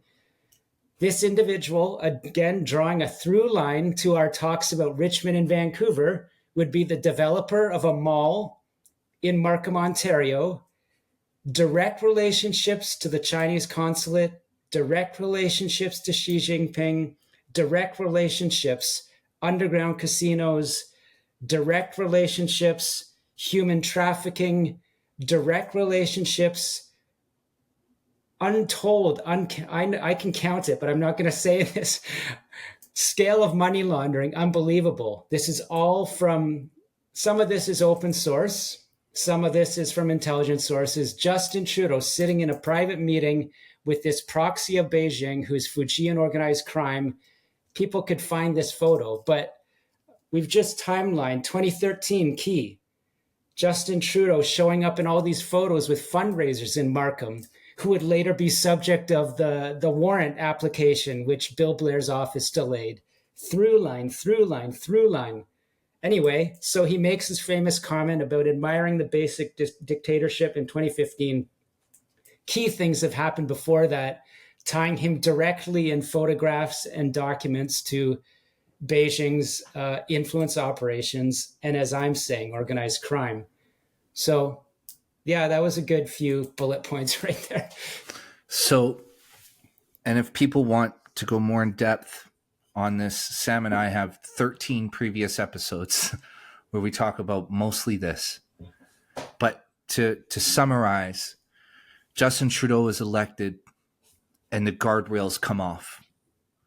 And that's basically it. Sam, I want to draw a line for you. I did this in another podcast episode talking to somebody else, but I want to draw it for you because you're the expert. And I want to kind of not close on this, but I kind of want this to be the key point, and you can tell me how accurate I am. Okay? And if I'm correct or incorrect in my assumptions here, because this is what I've gathered from a full year's worth of mine and your conversations. Fentanyl arrives into North America via Vancouver. Other ports, but we're using Canada, so Vancouver. That fentanyl is imported via channels that are either owned or very closely affiliated to CCP networks, right? Yep. Shipping companies that are either owned by or very closely affiliated to CCP networks. Mm-hmm. That fentanyl is offloaded into Vancouver, hits the streets distributed by organized crime groups that are either directly controlled by or affiliated to CCP networks. Yep. Billions of dollars are generated off of the poisoning and death of Canadians. Those billions of dollars are then funneled through various means of money laundering and into different numbered companies and businesses owned by people who are either directly connected to or related to CCP networks. Those companies and people who are involved in organized crime, who run these legitimate businesses, some of whom are in photos with our Prime Minister, Justin Trudeau, make donations to the Trudeau Foundation Liberal Party through various means. Mm-hmm. Okay. And Justin Trudeau and the Liberal Party benefit from these donations that are made to their foundations and their party through various means and people who, again, are either directly connected to or affiliated with CCP networks. Mm-hmm. So drawing this line, would it be safe to say that Justin Trudeau and the Liberal Party have directly benefited from the sale and distribution of fentanyl in Canada and the United States?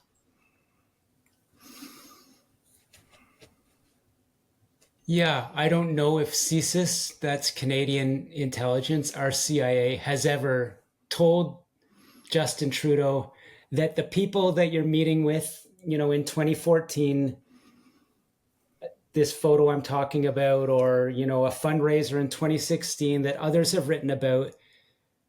Also, these very same people can be found in photographs with known fentanyl traffickers and money launderers. And yet the people you're sitting with, although they have some, direct role in organized crime at a very high level, would also be involved in big real estate businesses, big food businesses, would be involved in port facilities in Vancouver or elsewhere. And so they would not appear to be on the surface fentanyl traffickers, but can be very directly through documents, in some cases, photos, government sources connected to underground casinos, money laundering, which is tied to fentanyl. And these people are donating to you. These people are fundraising for you at scale. And so, Justin Trudeau, if I'm your intelligence briefer and I'm telling you, there's nothing controversial about this. These people that are at fundraisers with you have relationships with Chinese organized crime, have relationships with Chinese consulate officials, indeed are very well connected in Beijing. They're involved at some level and at a high level in trade-based money laundering, human trafficking, underground casinos, all of it, whether they have a pail of, MPP that is a fentanyl precursor in their, compound, or their organized crime friend does, it wouldn't matter because they're involved in a system of laundering fentanyl proceeds, which is being directed from Beijing. You should know this, Justin Trudeau, because if you take donations from these people, any child can see that's coming with a string. Keeping you in power, will lead to certain decisions, whether it be around trade with China, Belt and Road facilities. Therefore, Justin Trudeau, if you accept this donation after being repeatedly told this guy, and their request to start a bank in X city in Canada, is damaging to Canada's national interest. Therefore, not only should you not take money from them, you should not even be seen with them. Yes. And he continues to be seen with them. He continues to go back to the well, which I'm saying he does. Mm-hmm. The well that's talked about in the Chinese Communist Party document we talked about recently that talks about 41 candidates, talks about Trudeau Jr. going to a business in Markham days before the election, right? If he continues to take those funds while being told you're favored by Beijing, and the people, that is the proxies that are directly involved in that favoritism in supporting your government, are also involved in fentanyl, then yes, he as a leader and his party are either wittingly or unwittingly benefiting from China's death fentanyl trade. I don't know whether there's someone with the spine in RCMP or Canadian intelligence to tell Trudeau that directly. Mm. But when you see stuff coming out in the Hogue Commission where the RCMP acknowledges we were looking at, tackling a money laundering network, which was said to be tied to Chinese state operations, but we decided not to do it. Clearly, this is demonstrating that both CSIS and the RCMP know that money laundering, Chinese state operations, and narco activity are connected. So if they know it, I would think at some level, Justin Trudeau has to know it. And see, this is why I think he's being purposely insulated from his intelligence agency, why you have people like Katie Telford and Karina Gould and other people getting in the way. Because I think, I think for his own, I don't, now this is just me assuming and speculating, and this is me, Jason James, saying this, not Sam Cooper. And I have to keep saying that because these fucking creeps keep targeting Sam and it's driving me crazy. So I will say this is me speculating that he knows. There's no way he doesn't know. But what the people around him have been installed to do is to deflect on his behalf, to insulate him and protect him so that he has plausible deniability should he ever require it. That's the way I feel. I wouldn't even, it doesn't have to be you speculating. I wrote a story, from Duff Conacher, a long-term democracy, transparency advocate, that said very clearly at the minister level, not even prime minister, of course, prime minister, there are people, chiefs of staff in place to be that deflection, and still information gets around. And so no one will have deniability in the end. But yeah, 100%. The chiefs of staff, communications people are a shield to insulate people like Trudeau between someone in CSIS being able to say, I directly told him ABC. That's right. And so that's where we are now. And in conclusion, right? And for people who are like, you didn't go into Justin Trudeau, trust me, I have 13 episodes with Sam. We go deep into this. You can listen. There's 13 hours out there of this material.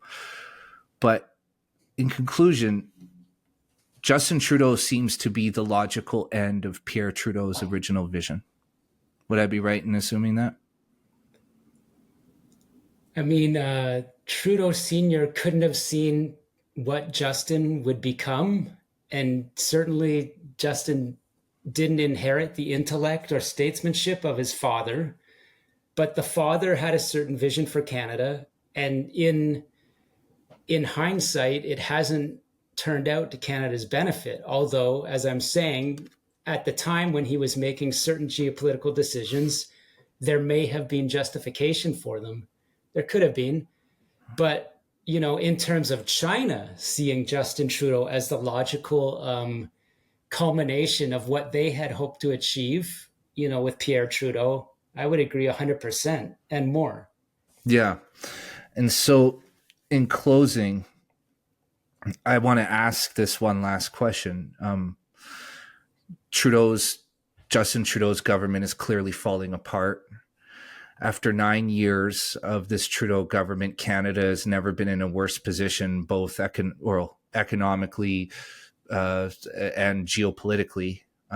We have an incoming president in the United States who has made very clear that he wants this China problem, this open border problem, and this fentanyl problem cleaned up. It's a problem that has spun out of control over 9 years, whether by complete lack of paying any attention to it whatsoever, or by design. Whatever you choose to believe, we are where we are now, and we have a fentanyl crisis that is just raging in Canada. Now, I do want to add this with the fentanyl thing because, I've had a lot of time to think about it, and through talking to you, I mean, you've educated me on many things. And, for our American listeners, even Canadians who don't know, British Columbia a few years ago decriminalized basically everything, every narcotic, and started a safe supply program, which is a hydromorphone, a synthetic opioid.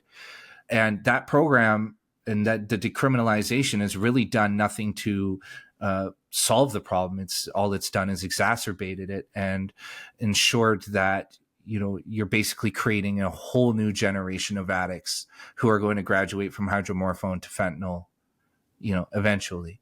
And so to me, as an outside observer, it does seem like this is part of a wider plan to continue the fentanyl epidemic for many, many years into the future. And in fact, to keep it growing and expanding, outward.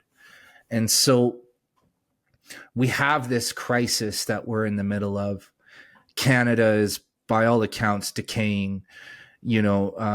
Our federal government has to cherry pick economic data and statistics and manipulate and warp it in whatever way they can to try to make it sound positive. So, Sam, final question. Does Justin Trudeau last to October 2025? And what do you see Pierre Poilievre and an incoming conservative government doing to fix this problem right away?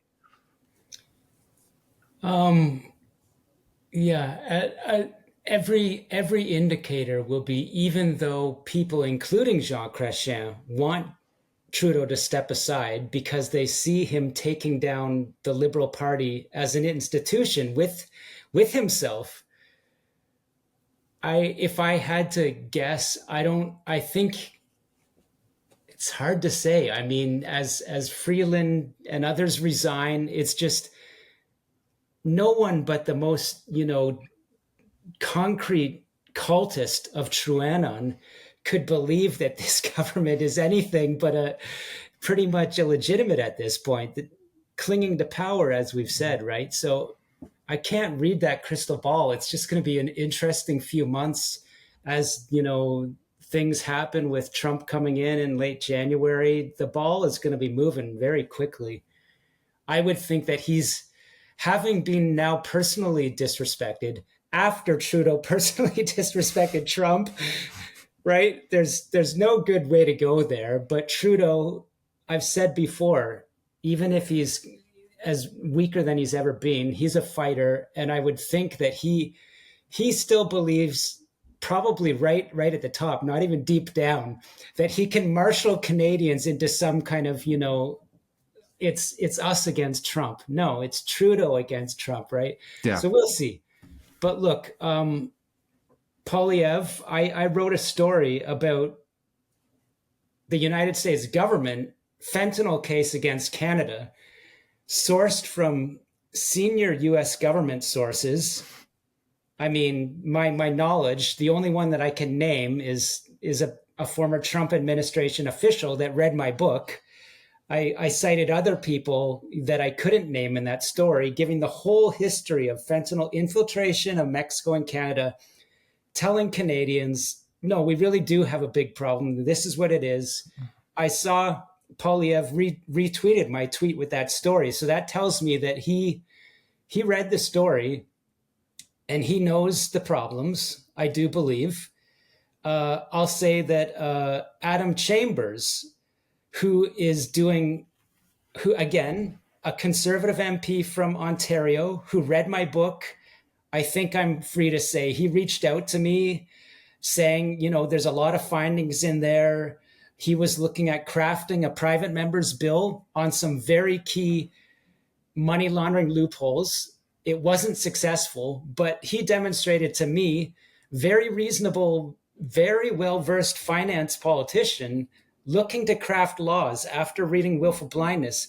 I believe he talked to other people, Stephen Punwasi, who's a very popular real estate blogger and sort of an anti-corruption, commenter in his own X profile, I believe, and a finance expert. I think he talked to Chambers. And so that's telling me that reasonable politicians understand what I've been talking about with the undermining of Canada's finance system and want to fix it. I do believe very good faith, want to fix that. Polyev indicating he gets organized crime problems. I think there was a radio interview where there's some reporting that he's already looking at his transition team and is going to come out within days of forming the next government, if that's what happens, and talk about hitting crime in a way that's never been hit before in Canada. So look, again, I kind of come back to Harper. Whatever your views about the Leaders Party or their social views, I do think I'm comfortable going on the record that from where Trudeau is, it's all been a front and a sham.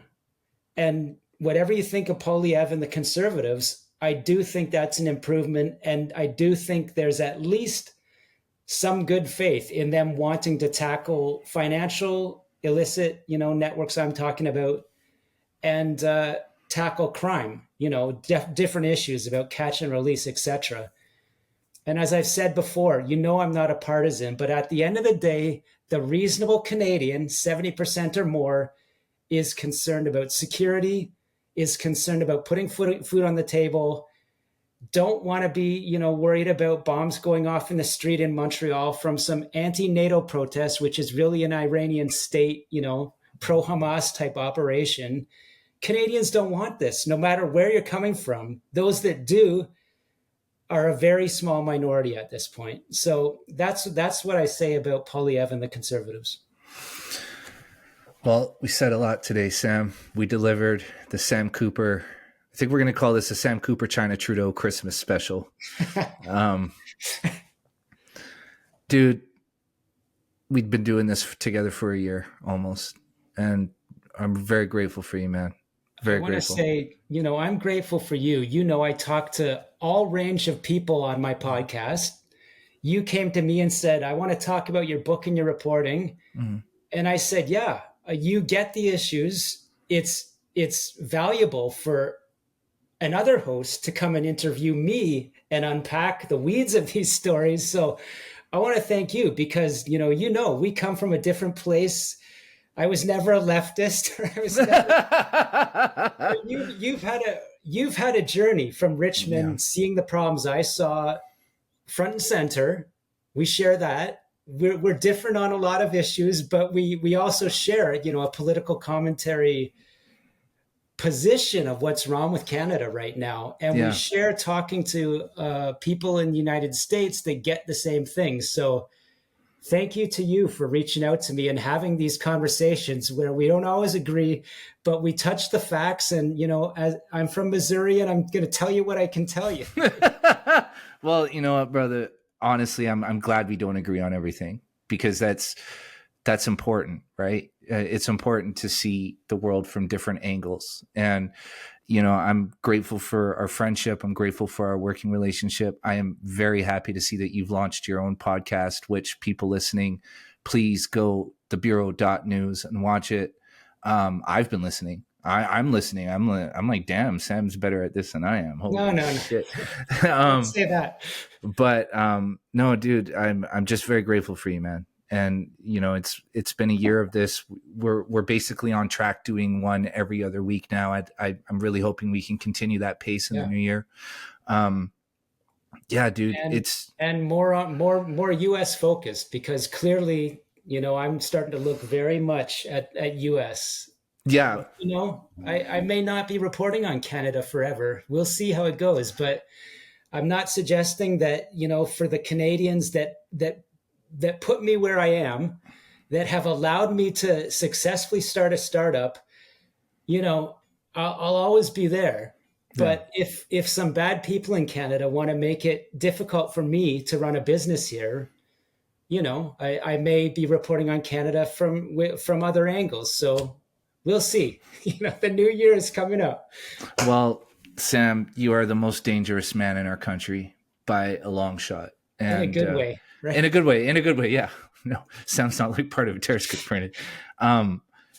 But dude, I think in the new year, I would love to see you draw the bridge between Canada and the United States, as you have been, and show the common threats that we both have, and expose a lot of the things that are underlying. Because the thing is too, is I've appeared on a number of American podcasts recently, and I've kind of been regurgitating your reporting, terribly paraphrasing, not verbatim, probably getting a ton of stuff wrong. But the interesting thing is that Americans are very unaware of the things that are happening in their country, on the China side. And so I've been kind of educating people piecemeal and directing them to your reporting, which, so I think you need to basically do what you did with Canada in the United States and wake those people up, because now it's like, we all know what's going on here. So if you can do that same thing, if you can repeat that same process in the United States, I think you would have just a tremendous impact, the same impact you've had here.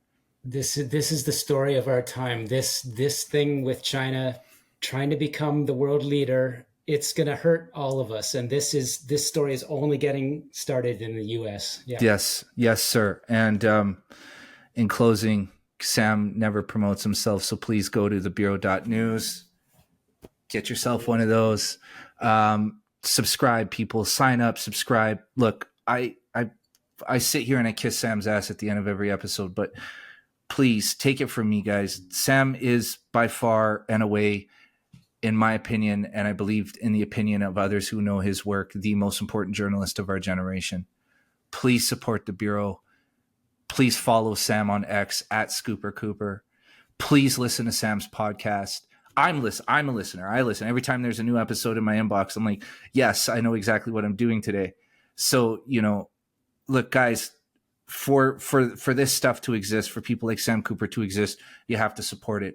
Please, please, please subscribe. Thebureau.news. Sign up as a paid subscriber. Keep Sam afloat. Keep this ship running. And Merry Christmas, everybody. We did it. The Sam Merry Cooper Christmas. China Trudeau Christmas special. All right, my brother. Well, hang around for 10 seconds. But for now, man, Merry Christmas, my brother. It has been a great year working with you. And I look forward to many more. Thanks, man.